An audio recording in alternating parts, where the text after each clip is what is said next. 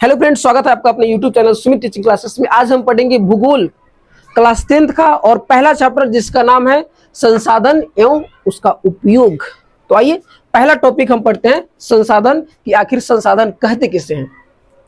तो वे सारे वस्तुएं संसाधन हैं जिनका उपयोग मानव अपने जीवन काल में करते हैं। संसाधन जो मनुष्य के जीवन को सुखमय बनाते हैं, उनके जीवन को आसान करते हैं, समय को बचत करते हैं। जो सारे वस्तु क्या है? संसाधन है। संसाधन दो प्रकार के हो सकते हैं, भौतिक संसाधन, जैविक संसाधन।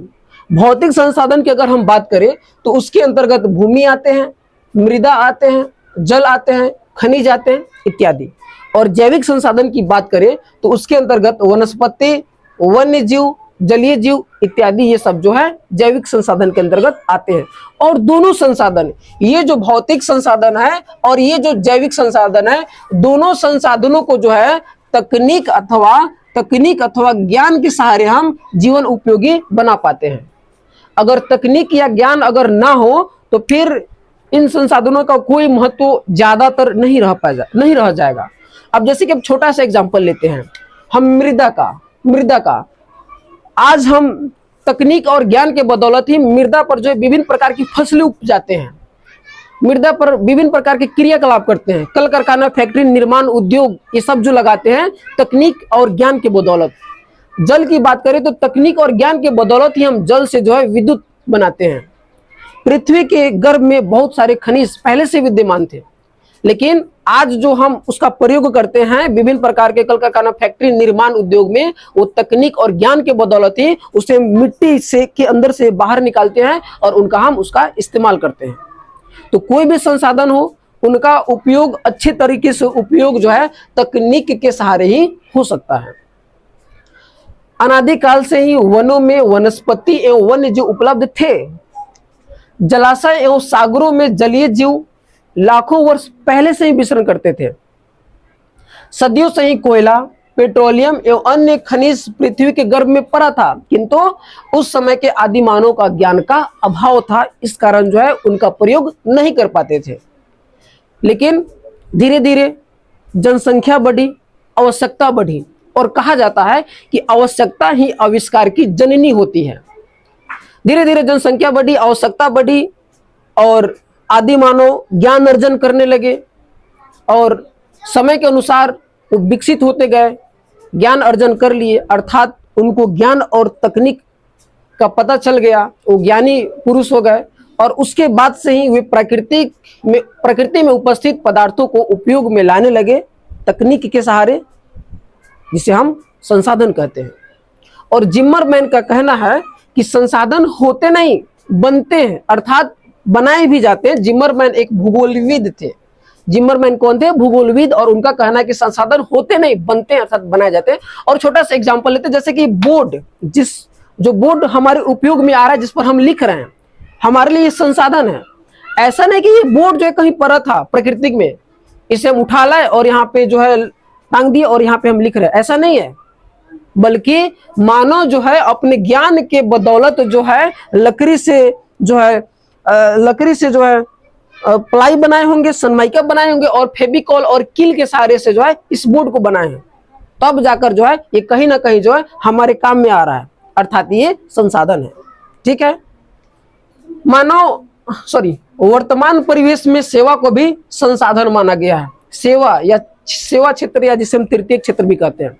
अब जैसे कि कोई अध्यापक यदि पढ़ा रहा हो, कोई वकील वकालत कर रहा हो, किसी को न्याय दिला रहा हो, कोई चित्रकार चित्रकारी कर रहा हो, गायक यदि कोई गायिका कर रहा है, कोई कवि कविता लिख रहा हो, और ये सारे क्रियाकलाप कर अगर वो धनार्जन कर रहा हो और स्वयं को संतुष्ट कर रहा हो, तो स्वयं खुद एक क्या है? संसाधन है। और वैसे हालांकि हम तो पढ़ा रहे हैं, हम कहीं ना कहीं बच्चों के काम आ रहे हैं, तो हम खुद बच्चों के लिए क्या है? संसाधन है। वकील जो किसी और को न्याय दिलाता है, यानी कि किसी और के लिए काम में आता है, तो वकील खुद एक संसाधन है। ठीक है। तो वर्तमान परिवेश में सेवा को भी संसाधन माना गया है। मानव स्वयं भी संसाधन होते हैं, क्योंकि उनके पास तकनीक होते हैं जिसके सहारे वह किसी भी वस्तु को उपयोगी बना सकते हैं। अगला पॉइंट है संसाधन किसी भी देश का आर्थिक सामाजिक मेरुदंड होता है। यानी कि किसी भी जिस राष्ट्र में संसाधन जितना अधिक होगा वो उतना ही संपन्न माना जाएगा, आर्थिक रूप से भी और सामाजिक रूप से भी वो मजबूत माना जाएगा। लेकिन संसाधन विपन्न राष्ट्र यानी कि जिस राष्ट्र में संसाधन की कमी है वो अंतरराष्ट्रीय दौर में पिछड़ जाते हैं। लेकिन इसका मतलब ये नहीं कि प्राकृतिक संसाधन से संपन्न राष्ट्र ही विकास करते हैं और जिसके पास प्राकृतिक संसाधन ना हो वो विकास नहीं करते हैं, ऐसा भी 100% सही नहीं है। और इसका सबसे अच्छा एग्जाम्पल है जापान। जापान के पास प्राकृतिक संसाधन प्रचुर मात्रा में नहीं है, लेकिन फिर भी वहां के मानव संसाधन इतने सबल है कि वो अपने तकनीक और ज्ञान के बदौलत आज जो है विकसित देशों की श्रेणी में खड़ा है।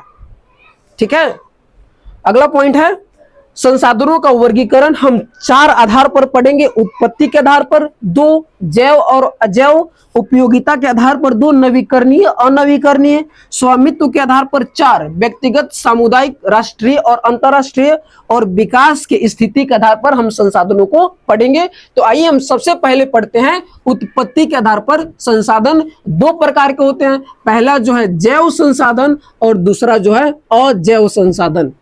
जैव संसाधन सजीव वस्तु के समूह को हम जैव संसाधन कहते हैं, या यूं कहें तो ऐसे संसाधन जिसमें जान हो, जिसमें प्राण हो, वे सारे जो है जैव संसाधन कहलाएंगे। जैसे कि मनुष्य, वनस्पति, पशुधन, अन्य प्राणी या मछली जो हो गए इत्यादि, ये सब क्या है? जैव संसाधन है। उसके बाद में दूसरा अजैव संसाधन, इसके विपरीत कि निर्जीव वस्तुओं के समूह को हम क्या कहते हैं? अजैव संसाधन कहते हैं। अर्थात जिसमें जान प्राण न हो वो अजैव संसाधन होंगे। जैसे चट्टान मिट्टी, धातु, खनिज, पत्थर इत्यादि, ये सब क्या है? अजैव संसाधन है। अब हम पढ़ेंगे अगला कि उपयोगिता के आधार पर संसाधन 2 प्रकार के होते हैं। पहला जो है नवीकरणीय संसाधन और दूसरा जो है अनवीकरणीय संसाधन। नवीकरणीय संसाधन ऐसा संसाधन जो भौतिक, रासायनिक या यांत्रिक प्रक्रिया द्वारा या किसी भी प्रक्रिया द्वारा एक बार इस्तेमाल करने के बाद फिर से उसे पुनः प्राप्त किया जा सके वैसे संसाधन को हम नवीकरणीय संसाधन कहते हैं। जैसे कि सौर ऊर्जा नवीकरणीय संसाधन है। आज यदि इसका हम प्रयोग कर लेंगे तो कल फिर से इसको हम प्रयोग में ला सकते हैं। पवन ऊर्जा को अगर आज हम प्रयोग में ला सकते हैं तो फिर से कल इसको भी प्रयोग में ला सकते हैं। जल ऊर्जा, विद्युत, वन प्राणी, ये सब जो है नवीकरणीय संसाधन। दूसरा अनवीकरणीय संसाधन, ऐसे संसाधनों का विकास लंबी अवधि में जटिल प्रक्रिया द्वारा होता है, या ये भी कह सकते हैं कि ऐसा संसाधन जिसका प्रयोग हम एक बार कर ले तो दोबारा प्रयोग करने में लाखों करोड़ों वर्ष लग जाते हैं उसके निर्माण होने में, वैसे संसाधन को हम अनवीकरणीय संसाधन कहते हैं। और इसके अंतर्गत आते हैं जीवाश्म ईंधन अर्थात कोयला, पेट्रोलियम, और पेट्रोलियम के अंतर्गत पेट्रोल, डीजल, किरासन तेल, प्राकृतिक गैस, ये सब जो है जीवाश्म ईंधन अर्थात अनवीकरणीय संसाधन है। एक बार अगर उसको हम प्रयोग में ला लेंगे तो फिर दोबारा उसको बनने में जो है लाखों करोड़ों वर्ष लग जाएंगे। लेकिन ये निश्चित नहीं कि लाखों करोड़ों वर्ष बन ही जाएंगे, नहीं। स्वामित्व के आधार पर संसाधन, स्वामित्व के आधार पर संसाधन 4 प्रकार के होते हैं। व्यक्तिगत संसाधन, सामुदायिक संसाधन, राष्ट्रीय संसाधन और अंतरराष्ट्रीय संसाधन। आइए हम पहला पढ़ते हैं व्यक्तिगत संसाधन अर्थात पर्सनल रिसोर्स। ऐसा संसाधन जिस पर किसी खास व्यक्ति का अधिकार होता हो और उसके बदले वो सरकार को टैक्स देते हो, वैसे संसाधन को हम व्यक्तिगत संसाधन कहते हैं। जैसे यदि किसी का घर हो, खुद का घर या आपका घर, जमीन या बाग बगीचे, या उसका अगर पर्सनल तालाब हो या पर्सनल कुआं हो, तो ये सब जो है व्यक्तिगत संसाधन के अंतर्गत आ जाएंगे, जिसके बदले उसी का अधिकार होगा और उसके बदले सरकार को टैक्स देगा। दूसरा है सामुदायिक संसाधन, ऐसे संसाधन जिस पर किसी खास समुदाय का अधिकार हो, वैसे संसाधन को हम सामुदायिक संसाधन कहते हैं।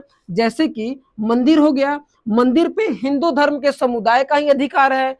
मस्जिद जिस पर कि सिर्फ मुस्लिम समुदाय का ही अधिकार है। उसी प्रकार गिरजाघर, शमशान और गुरुद्वारा, ये जो है सामुदायिक संसाधन के अंतर्गत आते हैं। अगला है राष्ट्रीय संसाधन, जिस पर किसी राष्ट्र का अधिकार होता हो, या हम ऐसे कह सकते हैं कि किसी देश के अंतर्गत उपलब्ध सभी संसाधन को हम राष्ट्रीय संसाधन कहते हैं। और चौथा है अंतरराष्ट्रीय संसाधन, जिस पर अंतरराष्ट्रीय संस्था का नियंत्रण होता है, वैसे संसाधन को हम अंतरराष्ट्रीय संसाधन कहते हैं।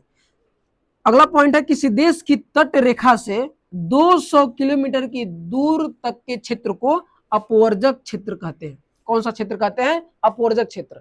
और लास्ट पॉइंट है विकास की स्थिति के आधार पर संसाधन के प्रकार, जो कि हम कल पढ़ेंगे। बस आज के लिए इतना ही। वीडियो यदि अच्छा लगे तो वीडियो को लाइक और चैनल को सब्सक्राइब जरूर करें। अब मिलते हैं नेक्स्ट वीडियो में, इसी को आगे हम कंटिन्यू करेंगे। धन्यवाद।